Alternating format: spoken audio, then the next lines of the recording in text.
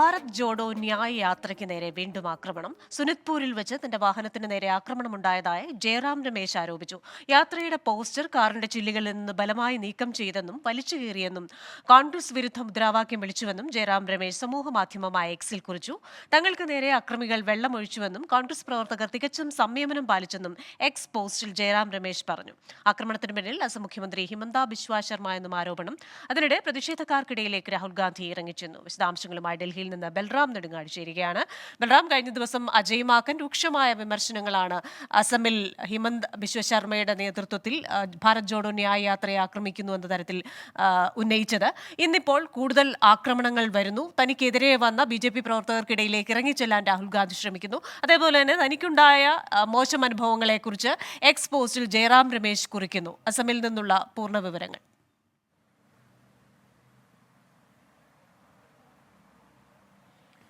Christina, ഇന്ന് നാടകീയമായ നീക്കങ്ങളാണ് രാഹുൽ ഗാന്ധിയുടെ ഭാഗത്തു നിന്നും ഉണ്ടായത്. സുനിത്പൂരിൽ വെച്ച് ഈ ഭാരത് ജോഡോ യാത്രാ സംഘം സഞ്ചരിച്ച വാഹനങ്ങൾ മുന്നോട്ടു നീങ്ങുന്നതിനിടെ എതിരെ സംഘടിതരായി BJPയുടെ പതാകകളുമായി വലിയൊരു ആൾക്കൂട്ടം എത്തുകയായിരുന്നു. അവർ കോൺഗ്രസ് വിരുദ്ധ മുദ്രാവാക്യങ്ങളും മോദി മോദി മുദ്രാവാക്യങ്ങളുമായാണ് എത്തിയത്. വാഹനം നിർത്തി അവരെ അഭിവാദ്യം ചെയ്ത രാഹുൽ ഗാന്ധി അവർക്കിടയിലേക്ക് ഇറങ്ങിച്ചെല്ലുകയായിരുന്നു. തുടർന്ന് പലതവണ അവരെ അഭിവാദ്യം ചെയ്ത ശേഷമാണ് യാത്ര പിന്നീട് മുന്നോട്ടു പോയത്. അതിൻ്റെയാണ് വീണ്ടും ഇന്ന് അസമിൽ വെച്ച് ഭാരത് ജോഡോ യാത്രാ വാഹനങ്ങൾക്ക് നേരെ ആക്രമണം ഉണ്ടായത്.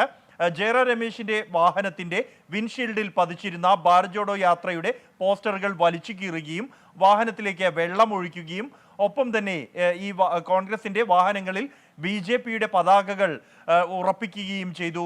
BJP പ്രവർത്തകർ ഈ കോൺഗ്രസിന്റെ PCC അധ്യക്ഷൻ ഭുപൻ കുമാർ ബോറയ്ക്ക് ഈ ആക്രമണത്തിൽ പരിക്കേറ്റു. അദ്ദേഹത്തിന്റെ മൂക്കിൽ നിന്നും രക്തം വാരുന്ന ദൃശ്യങ്ങൾ ഉൾപ്പെടെ പുറത്തു വന്നിട്ടുണ്ട്.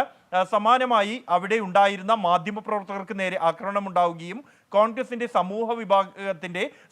സമൂഹ മാധ്യമ വിഭാഗത്തിന്റെ ക്യാമറ ഈ അക്രമികൾ കവരുകയും ചെയ്തതായുള്ള ആരോപണം ഉയർന്നിട്ടുണ്ട്. കോൺഗ്രസ് ഇക്കാര്യത്തിൽ പോലീസിൽ പരാതി നൽകിയതായി വ്യക്തമാക്കിയിരിക്കുന്നു. കഴിഞ്ഞ ദിവസവും സമാനമായ ആക്രമണം വെള്ളിയാഴ്ച രാത്രി ഭാരത് ജോഡോ യാത്രാ വാഹനങ്ങൾക്ക് നേരെയുണ്ടാവുകയും നിരവധി വാഹനങ്ങളുടെ ചില്ലുകൾ തകർക്കുകയും കോൺഗ്രസ് യാത്രയുടെ ഭാഗമായി സ്ഥാപിച്ച ഫ്ലക്സ് ബോർഡുകൾ വ്യാപകമായി നശിപ്പിക്കുകയും ചെയ്തിരുന്നു. സമാനമായ നീക്കം ഇന്നും ഉണ്ടായിരിക്കുന്നു. ഈ ഭാരത് ജോഡോ യാത്രയ്ക്ക് പ്രതീക്ഷിച്ചതിനേക്കാൾ കൂടുതൽ വലിയ ജനപങ്കാളിത്തം കണ്ട് മുഖ്യമന്ത്രി ഹിമന്ത ബിശ്വ ശർമ്മയാണ് ഈ അക്രമികളെ പറഞ്ഞയക്കുന്നതെന്നാണ് കോൺഗ്രസിന്റെ ആരോപണം. ശരി, ഭാരത് ജോഡോ ന്യായ യാത്രയ്ക്ക് നേരെ വീണ്ടും ആക്രമണം. കഴിഞ്ഞ ദിവസം രാഹുൽ ഗാന്ധി പറഞ്ഞത് ഹിമന്ത ബിശ്വ ശർമ്മ തനിക്കെതിരായ ഈ പറയുന്ന ജനരോഷത്തിൽ ഭീതിതനാണ്. അതുകൊണ്ട് തന്നെ ഇത് രാഹുൽ ഗാന്ധിയുടെ യാത്രയല്ല, ഇത് അസമിലെ ജനങ്ങൾക്ക് വേണ്ടി നടത്തുന്ന യാത്രയാണ്, അവരുടെ പ്രശ്നങ്ങൾ കേൾക്കാനുള്ള യാത്രയാണ്. ഇന്നിപ്പോൾ രാഹുൽ ഗാന്ധി വാഹനത്തിൽ ഇറങ്ങാനുള്ള ശ്രമവും നടത്തി. നാടകീയ സംഭവങ്ങളായിരുന്നു ഇന്ന് അസമിൽ നിന്ന് റിപ്പോർട്ട് ചെയ്യപ്പെട്ടത്. ബൽറാം നെടുങ്ങാടിയാണ് വിശദാംശങ്ങൾ നൽകിയത്. മറ്റൊരു വാർത്തയിലേക്കാണ്. പ്രാണപ്രതിഷ്ഠയ്ക്കൊരുങ്ങി അയോധ്യ.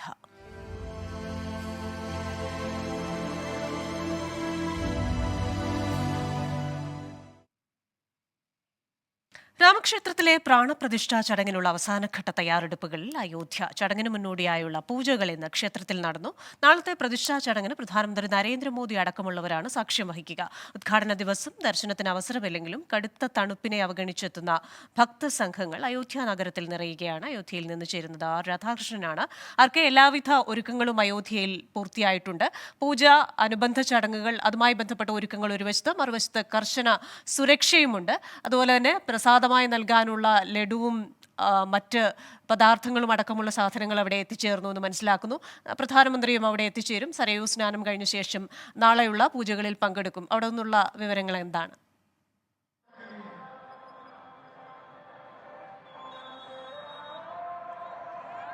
ക്രിസ്റ്റീന സൂചിപ്പിച്ചതുപോലെ അയോധ്യയും അയോധ്യയുടെ പരിസര പ്രദേശങ്ങളും എല്ലാം ഇപ്പോൾ ഭക്തരെ കൊണ്ട് നിറഞ്ഞിരിക്കുകയാണ്. ഈ കൊടും തണുപ്പിൽ മറ്റേതെങ്കിലും വിധത്തിൽ ഒരു തങ്ങാൻ പോലും സാഹചര്യമില്ലാത്ത ഒരവസ്ഥയിലാണ് അവർ ഇപ്പോൾ ഈ അയോധ്യയിലും പരിസര മേഖലകളിലുമായിട്ട് ഈ ആയിരക്കണക്കിന് ആളുകൾ ഈ നിലയുറപ്പിച്ചിരിക്കുന്നത്. നാളത്തെ ഈ പ്രാണപ്രതിഷ്ഠ കഴിഞ്ഞ് ദർശനം ലഭിക്കുന്നത് കാത്താണ് ഇവരെല്ലാവരും ഈ മേഖലകളിലേക്ക് എത്തിയിരിക്കുന്നത്. ഇപ്പോൾ ഈ പ്രാണപ്രതിഷ്ഠയുമായി ബന്ധപ്പെട്ട വളരെ പ്രധാനപ്പെട്ട ഒരു വിവരം സ്ഥിരീകരിക്കാൻ നമുക്ക് സാധിക്കുന്നുണ്ട്.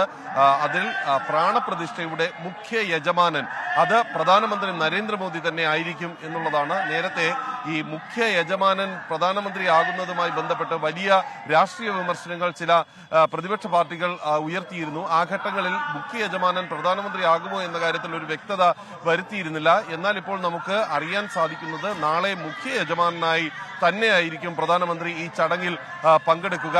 ഈ ചടങ്ങ് 12:20 നടക്കുന്ന ഈ പ്രാണപ്രതിഷ്ഠയുമായി ബന്ധപ്പെട്ടുള്ള ചടങ്ങുകൾ ആരംഭിക്കുന്നത് പ്രധാനമന്ത്രി സിംഹദ്വാർ വഴിയായിരിക്കും. മുഖ്യ കവാടത്തിന്റെ പേര് സിംഹദ്വാർ എന്നാണ്. ആ വാതിൽ വഴിയായിരിക്കും പ്രധാനമന്ത്രി അകത്തേക്ക് എത്തുന്നത്. ശ്രീകോവിൽ അഥവാ ഗർഭഗൃഹത്തിൽ ആയിരിക്കും അദ്ദേഹം നിലയുറപ്പിക്കുക. അദ്ദേഹത്തോടൊപ്പം അദ്ദേഹമടക്കം 5 പേരായിരിക്കും ഉണ്ടാകുന്നത്. ഈ സിംഹദ്വാറിൽ പ്രധാനമന്ത്രി എത്തുന്ന സമയത്ത് ഈ രാംലല്ലയുടെ മുഖപടം ധരിച്ച രീതിയിലായിരിക്കും. അതിനുശേഷം ഈ മുഖപടം മാറ്റി കണ്ണുകളിൽ അഞ്ജനം എഴുതും. അഞ്ജനം എഴുതിയ രാമവിഗ്രഹത്തെ ആദ്യം കാണിക്കുക രാമവിഗ്രഹത്തിന്റെ പ്രതിച്ഛായ തന്നെയായിരിക്കും. അതിനായി കണ്ണാടി തയ്യാറാക്കിയിട്ടുണ്ട്. ഈ കണ്ണാടിയിൽ രാമവിഗ്രഹം സ്വന്തം പ്രതിച്ഛായ കാണുന്നതോടുകൂടി ഇതുമായി ബന്ധപ്പെട്ട പ്രാണപ്രതിഷ്ഠയുമായി ബന്ധപ്പെട്ടിട്ടുള്ള ചടങ്ങുകൾ അവസാനിക്കും. തുടർന്ന് ആദ്യ ദർശനം നടത്തുന്നത് പ്രധാനമന്ത്രി അടക്കമുള്ളവരായിരിക്കും. പ്രധാനമന്ത്രി മുഖ്യ യജമാനൻ എന്ന രീതിയിൽ 56 വസ്തുക്കൾ അടങ്ങുന്നവ കാഴ്ചവെക്കും. അതാണ് ആദ്യം നേദ്യമായിട്ട് അർപ്പിക്കുന്നത്. 12:20 ആരംഭിക്കുന്ന ചടങ്ങുകളിൽ 56 സെക്കൻഡ് മാത്രമാണ് ഈ അഭിജിത്ത് മുഹൂർത്തം. പ്രാണപ്രതിഷ്ഠ നടത്തപ്പെടേണ്ടത് ഈ അഭിജിത്ത് മുഹൂർത്തത്തിലാണ്. അതിനുശേഷം പ്രധാനമന്ത്രി ഈ ആരതി നടത്തും. പ്രധാനമന്ത്രി ആണ് ആരതിക്ക് ശേഷം ക്ഷേത്രത്തിന്റെ മുഖ്യ കവാടം ജനങ്ങൾക്ക് വേണ്ടിയിട്ട് തുറന്ന് കൊടുക്കുന്നത്. അങ്ങനെ ഈ പ്രാണപ്രതിഷ്ഠാ ചടങ്ങുകൾ പൂർത്തിയാവുകയും ചെയ്യും. 4 മണിക്കൂറായിരിക്കും പ്രധാനമന്ത്രി നരേന്ദ്രമോദി അവിടെ ഉണ്ടാവുക. പ്രതിഷ്ഠയുമായി ബന്ധപ്പെട്ട് പ്രധാനമന്ത്രി ക്ഷേത്രത്തിൽ 4 മണിക്കൂറായിരിക്കും ഉണ്ടാവുക. അതിനുശേഷം ഈ ക്ഷേത്രവുമായി ബന്ധപ്പെട്ടിട്ടുള്ള പ്രാണപ്രതിഷ്ഠാ ചടങ്ങുകൾ അവസാനിക്കുകയും പ്രതിദിന ചടങ്ങുകളിലേക്ക് കടക്കുകയും ചെയ്യും.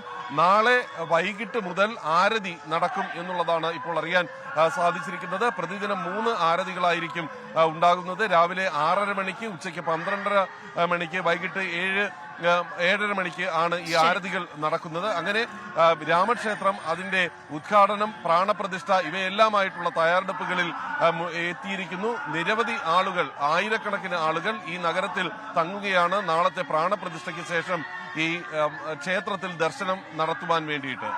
ക്രിസ്ത്യന, ശരി. പ്രാണപ്രതിഷ്ഠ ചടങ്ങിന് സർവസജ്ജമാണ് അയോധ്യ. വിശദാംശങ്ങൾ നൽകുകയായിരുന്നു ആർ രാധാകൃഷ്ണൻ അയോധ്യയിൽ നിന്ന്. നയപ്രഖ്യാപന പ്രസംഗത്തിന്റെ കരട് ഗവർണർക്ക് സർക്കാർ കൈമാറി. കേന്ദ്രം സാമ്പത്തികമായി ബുദ്ധിമുട്ടിക്കുന്നുവെന്ന നയപ്രഖ്യാപനത്തിലുണ്ടെന്ന വിവരം.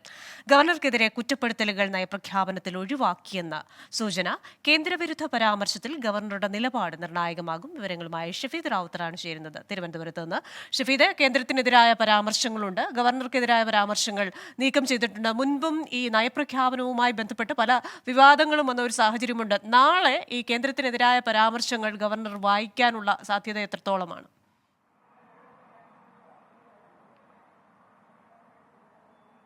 ക്രിസ്ത്യന, വലിയ ആകാംക്ഷയിലാണ് സർക്കാരും അതേപോലെ തന്നെ ഇടത് ക്യാമ്പും. കാരണം 2 പ്രധാനപ്പെട്ട കാര്യങ്ങൾ നടക്കുന്നു. അതിനിടയിലാണ് ഈ നയപ്രഖ്യാപന പ്രസംഗം വരുന്നത്. ഒന്ന്, കേന്ദ്ര സർക്കാരിനെതിരെ പലവിധ വിഷയങ്ങളെ ഉയർത്തി സർക്കാരും അതേപോലെ തന്നെ LDFും ഒരേ രീതിയിൽ സമരപരിപാടികളുമായി മുന്നോട്ട് പോകുന്നു. രണ്ടാമത്തെ കാര്യം, പല വിഷയങ്ങളിലും ഗവർണറോട് സർക്കാരിന് വലിയ തരത്തിലുള്ള അതൃപ്തിയുണ്ട്. മാത്രമല്ല, ഗവർണർക്കും അതൃപ്തിയുണ്ട്. ഗവർണർ സർക്കാർ പോര് അത് മറനീക്കി പലതവണ പുറത്തു വരുന്നതും പരസ്യമായ മന്ത്രിമാരടക്കം ഗവർണറെ കുറ്റപ്പെടുത്തുന്നതും മുഖ്യമന്ത്രി അടക്കം ഗവർണർ വിമർശിക്കുന്നതും നമ്മൾ കണ്ടതാണ്. ഇതിനിടെ ഈ നയപ്രഖ്യാപന പ്രസംഗം ഗവർണർ എങ്ങനെ കൈകാര്യം ചെയ്യുമെന്നുള്ള കാര്യത്തിൽ വലിയ ആകാംക്ഷയുണ്ട്. ഏതായാലും നയപ്രഖ്യാപനത്തിന്റെ കരട് ഗവർണർക്ക് സർക്കാർ കൈമാറിയിട്ടുണ്ട്. കേന്ദ്രം സാമ്പത്തികമായി ബുദ്ധിമുട്ടിക്കുന്നുവെന്ന നയപ്രഖ്യാപനത്തിൽ ഉണ്ടെന്നാണ് വിവരം. ഗവർണറുടെ അനുമതിയാണ് ഇനി സർക്കാർ കാത്തിരിക്കുന്നത്. രാജ്ഭവൻ തീരുമാനത്തിൽ സർക്കാരിന് വലിയ ആകാംക്ഷയുണ്ട്. കേന്ദ്രവിരുദ്ധ പരാമർശത്തിൽ ഗവർണറുടെ നിലപാട് നിർണായകമാകും. നേരത്തെ 2020 പൗരത്വ ഭേദഗതി നിയമത്തിനെതിരെയുള്ള കേന്ദ്രവിരുദ്ധ പരാമർശങ്ങൾ അടങ്ങിയ നയപ്രഖ്യാപനം അന്ന് അത് ഗവർണർ വായിച്ചിരുന്നു. എന്നാൽ 2022 നയപ്രഖ്യാപനം അംഗീകരിക്കാതിരിക്കുകയും അത് ഒപ്പുവെക്കാൻ ഉപാധി വെക്കുകയും ചെയ്തിരുന്നു. നാടകീയമായ സംഭവങ്ങളും നമ്മൾ കണ്ടതാണ്. ഇക്കുറി ഏതെങ്കിലും തരത്തിൽ അത്തരത്തിലുള്ള ഒരു നാടകീയത ഗവർണറുടെയോ രാജ്ഭവന്റെയോ ഭാഗത്ത് നിന്നുണ്ടാകുമോ എന്നുള്ളതാണ് ഏറ്റവും വലിയ ശ്രദ്ധയായി, ഏറ്റവും വലിയ കൗതുകമായി മാറുന്നത്. മാത്രമല്ല, ഗവർണർക്കെതിരെയുള്ള കുറ്റപ്പെടുത്തലുകൾ നയപ്രഖ്യാപനത്തിൽ നിന്ന് സർക്കാർ ഒഴിവാക്കിയെന്ന സൂചന കൂടി ഈ ഘട്ടത്തിൽ പുറത്തു വരുന്നുണ്ട്. ക്രിസ്tina. ശരി, നയപ്രഖ്യാപന പ്രസംഗത്തിന്റെ കരട് തയ്യാറായി. ഗവർണറുടെ നിലപാടാണ് ഇനി അറിയാനുള്ളത്.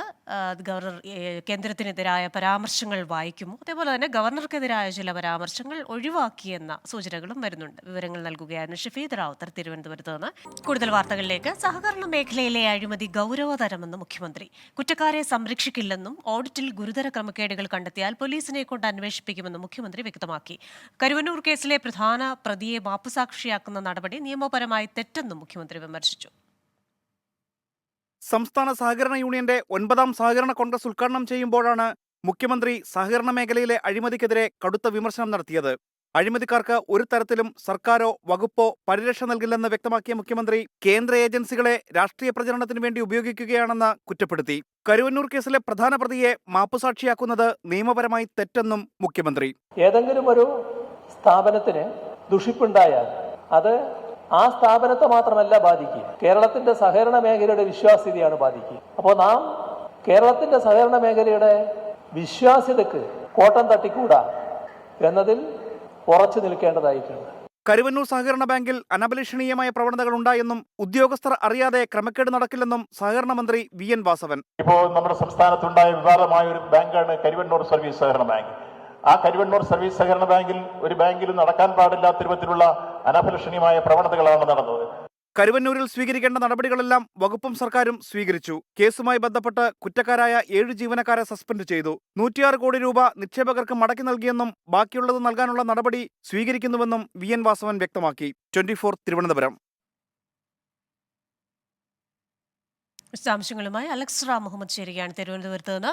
അലക്സ, ഇന്ന് 2 തരത്തിലുള്ള വിമർശനം മുഖ്യമന്ത്രിയുടെ ഭാഗത്തു നിന്നുണ്ടായി. ഒന്ന്, ഈ സഹകരണ മേഖലയിൽ അഴിമതിയുണ്ട്, അത് കാണിക്കുന്നവരെ പിന്തുണയ്ക്കില്ല, തക്കതായ നടപടിയെടുക്കും, ആ മേഖലയിലെ അഴിമതിയെക്കുറിച്ച് നിശിതമായ വിമർശനമുണ്ടായി. മറുവശത്ത് ED ചെയ്യുന്ന ചില കാര്യങ്ങളിൽ മുഖ്യമന്ത്രിയുടെ വിമർശനമുണ്ടായി. എന്തൊക്കെ കാര്യങ്ങളാണ് മുഖ്യമന്ത്രി പറഞ്ഞത്?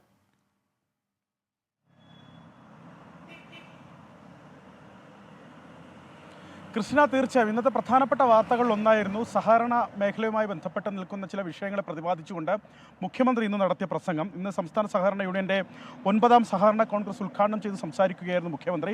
അതിൽ അദ്ദേഹം പറഞ്ഞത് സഹകരണ ബാങ്കുകളിൽ ചിലതിലെങ്കിലും അഴിമതി ഇപ്പോഴും ഉണ്ട് എന്നുള്ളതാണ്. ഏതെങ്കിലും സ്ഥാപനത്തിന് ദുഷിപ്പുണ്ടായാൽ അത് ആ സ്ഥാപനത്തെ മാത്രമല്ല ബാധിക്കുക, അത് സഹകരണ മേഖലയെ ആകെ ബാധിക്കുന്ന ഒന്നാണ്. അതിനാൽ സഹകരണ മേഖലയുടെ വിശ്വാസ്യത ഊട്ടിയുറപ്പിക്കുക, അതിന് കോട്ടം തട്ടാതിരിക്കാൻ ശ്രമിക്കുക എന്നുള്ളത് പ്രധാനപ്പെട്ട കാര്യമാണ് എന്ന് അദ്ദേഹം ഈ സമ്മേളനത്തിൽ പറഞ്ഞു. അത് മാത്രമല്ല, അഴിമതി ഒരു ഗുരുതരമായ പ്രശ്നമാണ്. ചിലയിടങ്ങളിലെങ്കിലും അഴിമതി നിലനിൽക്കുന്നുണ്ട്. ആ അഴിമതി വെച്ച് പൊറുപ്പിക്കില്ല. ആർത്തി മൂത്തവരാണ് ഇത്തരത്തിൽ അഴിമതിയുടെ ഭാഗമാകുന്നതെന്നാണ് മുഖ്യമന്ത്രിയുടെ വിമർശനം. ഇത്തരം കാര്യങ്ങളിൽ ഒരു വിട്ടുവീഴ്ചയും സംസ്ഥാന സർക്കാരിൻ്റെ ഭാഗത്തു നിന്നുണ്ടാകില്ല.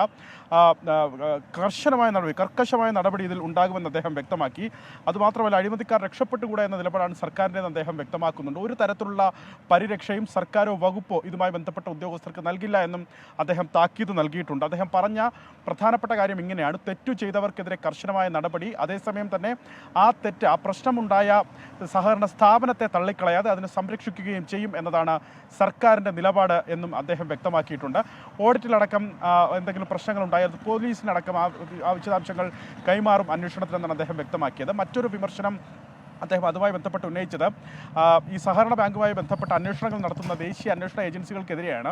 ED അടക്കമുള്ള ദേശീയ അന്വേഷണ ഏജൻസികൾക്കെതിരെയാണ്. നേരത്തെ സ്വർണ്ണക്കള്ളക്കടത്ത് സംസ്ഥാനത്ത് കണ്ടെത്തിയപ്പോൾ അതിൽ അന്വേഷണം നടത്തണമെന്ന് സംസ്ഥാന സർക്കാരിൻ്റെ അഭ്യർത്ഥന പ്രകാരമാണ് ദേശീയ അന്വേഷണ ഏജൻസികൾ എത്തിയത്. പക്ഷേ അവർ ഇവിടെ എത്തി എന്തൊക്കെയാണ് സംഭവിച്ചതെന്ന് ഇവർക്കും അറിയാമല്ലോ എന്നാണ് അദ്ദേഹത്തിൻ്റെ വിമർശനം.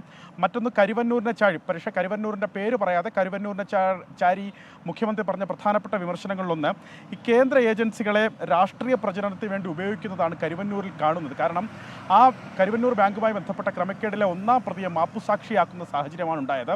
ആ ഒന്നാം പ്രതിയാണ് യഥാർത്ഥ കുറ്റക്കാരൻ. പക്ഷേ ആ ഒന്നാം പ്രതി പറഞ്ഞതനുസരിച്ച് മറ്റുള്ളവരെ തേജോവധം ചെയ്യാനാണ് ദേശീയ അന്വേഷണ ഏജൻസി ശ്രമം നടത്തിയത്. അത്തരത്തിൽ രാഷ്ട്രീയ പ്രചരണത്തിന് ശ്രമിക്കുന്നു എന്ന് അദ്ദേഹം വിമർശിച്ചു. നിയമപരമായി നടക്കാൻ പറ്റാത്ത കാര്യങ്ങളാണ് കേന്ദ്ര ഏജൻസികൾ ഇക്കാര്യത്തിൽ ചെയ്യുന്നതെന്നാണ് മുഖ്യമന്ത്രിയുടെ വിമർശനം. സഹകരണ വകുപ്പ് മന്ത്രി വി എൻ വാസവൻ പക്ഷേ കരുവന്നൂർ സഹകരണ ബാങ്കിന്റെ പേരെടുത്തു പറഞ്ഞായിരുന്നു വിമർശിച്ചത്. ഉദ്യോഗസ്ഥർ അറിയാതെ ക്രമക്കേട് നടക്കില്ല എന്നാണ് വി എൻ വാസവൻ വിമർശിച്ചത്. അവിടെ നടക്കാൻ പാടില്ലാത്തത് സംഭവിച്ചു. പക്ഷേ സർക്കാരും വകുപ്പും സ്വീകരിക്കാനാവുന്ന നടപടികളെല്ലാം കരുവന്നൂരുമായി ബന്ധപ്പെട്ട് സ്വീകരിച്ചിട്ടുണ്ട്. 106 കോടി രൂപ നിക്ഷേപകർക്ക് മടക്കി നൽകിയിട്ടുണ്ട്. ബാക്കി തുക ഏറ്റവും പെട്ടെന്ന് നൽകുമെന്നും മന്ത്രി വി എൻ വാസവൻ ഇന്ന് വ്യക്തമാക്കി. സഹകരണ മേഖലയിലെ അഴിമതിക്കെതിരെ സംസാരിക്കുകയായിരുന്നു മുഖ്യമന്ത്രിയും സഹകരണ മന്ത്രിയും. വിശദാംശങ്ങൾ നൽകുകയായിരുന്നു അലക്സ് റാം മുഹമ്മദ് തിരുവനന്തപുരത്ത് നിന്ന്.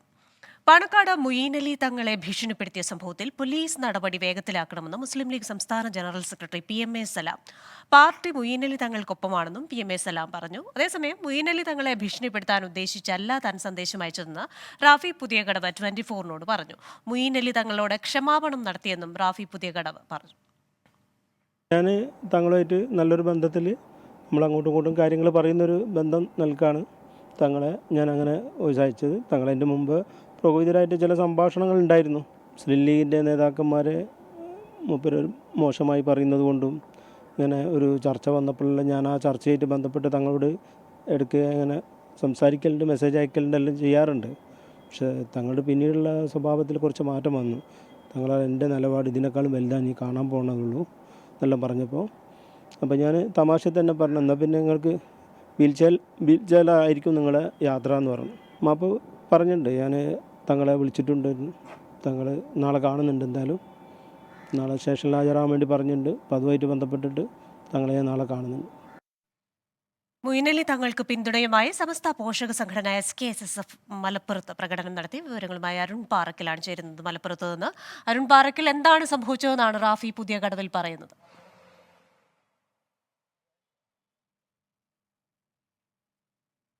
ക്രിസ്റ്റീന, റാഫി പുതിയ കടവിന്റെ ഭീഷണി സന്ദേശം എന്തായാലും വലിയ വിവാദങ്ങൾക്ക് വഴിവെച്ചിരിക്കുന്നു. ഒപ്പം യൂത്ത് ലീഗ് ദേശീയ ഉപാധ്യക്ഷൻ മുയീനലി തങ്ങൾക്ക് പിന്തുണയുമായി ഒട്ടേറെ പേർ രംഗത്ത് വരുന്ന ഒരു സാഹചര്യവുമുണ്ട്. നിലവിലെ രാഷ്ട്രീയ അന്തരീക്ഷം അങ്ങനെ തന്നെയാണ് പോകുന്നത്. നിലവിൽ ഈ റാഫി പുതിയ കടവിൽ 24-നോട് നേരത്തെ സംസാരിച്ച താനിത തമാശയ്ക്ക് പറഞ്ഞതാണ്. ഈ മുയീനലി തങ്ങളുമായി നിരന്തരമായ ഇത്തരത്തിലുള്ള സംഭാഷണങ്ങളൊക്കെ ഉണ്ടായിരുന്നു. അതിന്റെ ഭാഗമായിട്ടാണ് ഇത്തരത്തിൽ, അതായത് ഈ മുയീനലി തങ്ങൾ ലീഗിന്റെ സംസ്ഥാന നേതൃത്വത്തെ വിമർശിച്ചപ്പോൾ അതിൽ പ്രകോപിതനായാണ് ഇങ്ങനെ പറഞ്ഞത്. അത് ഇത്തരത്തിലുള്ള ഒരു ഭീഷണിയായിട്ടൊന്നും അതിനെ വിലക്കെടുക്കേണ്ട കാര്യമില്ല എന്നാണ് റാഫി പുതിയകടവിൽ 24-നോട് സൂചിപ്പിച്ചത്. എന്തായാലും മുയീനലി തങ്ങൾക്ക് പിന്തുണയുമായി കൂടുതൽ രാഷ്ട്രീയ നേതാക്കൾ രംഗത്ത് വരുന്നു എന്നുള്ളതാണ്. KT ജലീൽ MLA മുയീനലി തങ്ങൾക്കും പാണക്കാട് കുടുംബത്തെയും പിന്തുണച്ചുകൊണ്ട് രംഗത്തെത്തി. ഒപ്പം മുസ്ലിം ലീഗിന്റെ സംസ്ഥാന ജനറൽ സെക്രട്ടറി PMA സലാമും മുയീനലി തങ്ങളെ പിന്തുണച്ചുകൊണ്ട് രംഗത്തെത്തിയിരിക്കുന്നു. നൽകുകയായിരുന്നു മലപ്പുറത്ത് നിന്ന് അരുൺ പാറക്കൽ. ഇന്ന് സംഭവിച്ചത് ഈ വാർത്തയോടെ പൂർണ്ണമാവുകയാണ്. ലോകത്തെവിടെയായാലും ഏത് സമയത്തും 24 വാർത്തകളും ഓഗ്മെന്റഡ് റിയാലിറ്റി പാക്കേജുകളും എക്സ്പ്ലെയിനറുകളും വിശദമായി കാണാൻ ഞങ്ങളുടെ YouTube ചാനൽ നിങ്ങൾക്ക് സബ്സ്ക്രൈബ് ചെയ്യാം.